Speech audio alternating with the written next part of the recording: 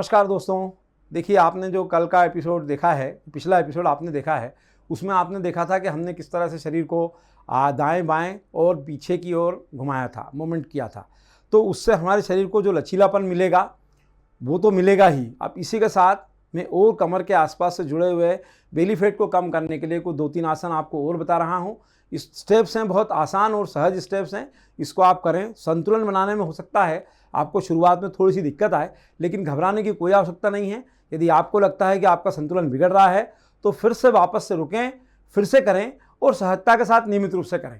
जब आप करेंगे तो आपका संतुलन अपने आप बनने लगेगा और इससे आप पाएंगे कि आपकी थाइस के साथ साथ आपके कमर के आसपास का जो एक्स्ट्रा फैट है वो कम होगा।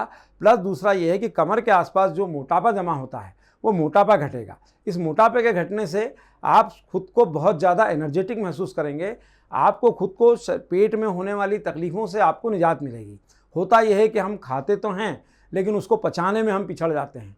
तो जब हम खाने में कंजूसी नहीं करते तो पचाने के काम में भी कंजूसी ना करें।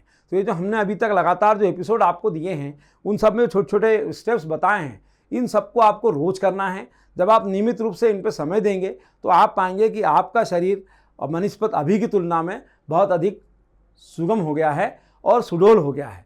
एरोबिक्स थेरेपी की सबसे बड़ी विशेषता यही है कि इसमें पूरी तरह से शरीर एक शेप में आ जाता है और आप खुद को बहुत तरोताज़ा और फिट महसूस करते हैं। जिस तरह से आप देख रहे हैं कि आप अपने आप को खाने में रुचि लेते हैं, व्यायाम में रुचि लेंगे, लेकिन इस सब के बीच में एक महत्वपूर्ण बात यह है कि क्या खाएं और कब खाएं। सबसे ज़्यादा दिक्कत वहीं पर होती है क्योंकि व्यायाम का भाग 30% है और खान पान का भाग 70% है। तो हम खान पान में कई सारी ऐसी चीज़ें खाते हैं जो कि शरीर के लिए लाभदायक नहीं है, लेकिन चूंकि स्वाद के लिए हमको अच्छा लगता है इसलिए हम उसको खाए जाते हैं। तो स्वाद के साथ साथ उनसे आपको सेहत मिले ऐसी वस्तुओं के सेवन की ओर आपको प्राथमिकता देनी पड़ेगी, तब जाकर के आप अधिक लाभ पा सकेंगे। तो हम आज जो स्टेप बता रहे हैं इस स्टेप को आप समझ लें।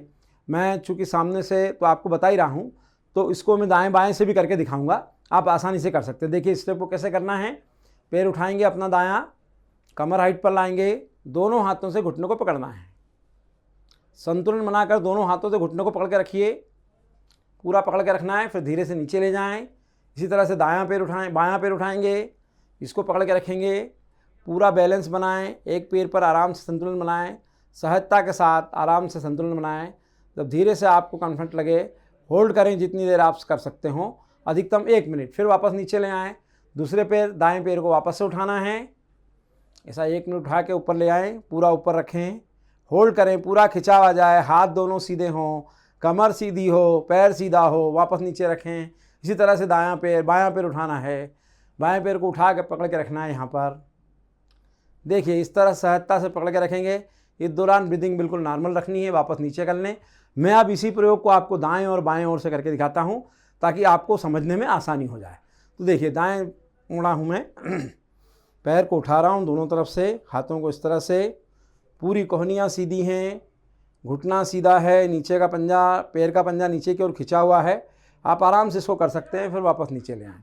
इसी तरह से बाईं तरफ पैर उठा रहा हूँ, बाईं तरफ आप देखें, पैर उठाया है, देखिए पकड़ के रखा है, संतुलन बनाना है, पंजे को नीचे की ओर खींचना है, आराम से वापस नीचे रखना। इन प्रयोगों को आपको जैसे सामने की ओर मैंने किया था तो सामने भी 2-2 मिनट करना है, दाईं और बाईं ओर 2-2 मिनट करना है। जब आप इस तरह से करेंगे तो आपकी थाइस को, आपकी जंघा को आराम मिलेगा। प्लस जो है यहाँ इसके कमर के और जो जंघा के बीच में जो हमारा स्पेस है, इस स्पेस में जमा जो भी हमारा अतिरिक्त चर्बी जमा होती है वो गलेगी और आप अपने आप को मजबूत पाएंगे। आप ये वाला जो कमर वाला हिस्सा है इसको मजबूत रखना सबसे ज़रूरी है क्योंकि यही हमारे पूरे शरीर के संचालन में बेहद कारगर है। ऊपर का हिस्सा भी इसी से संचालित होता है और नीचे के हमारे पैर भी इसी हिस्से से संचालित होते हैं। और सबसे महत्वपूर्ण बात है कि यहाँ पर पेट है और पेट वाला जो हिस्सा है उसको यदि हम पूरी तरह से साफ रखते हैं और उसको हम पूरी तरह से निरोगी रखते हैं तो हम किसी प्रकार के रोगों से हमको मुक्ति मिलेगी। धन्यवाद। मैं Jitendra Mishra, aerobic therapy expert.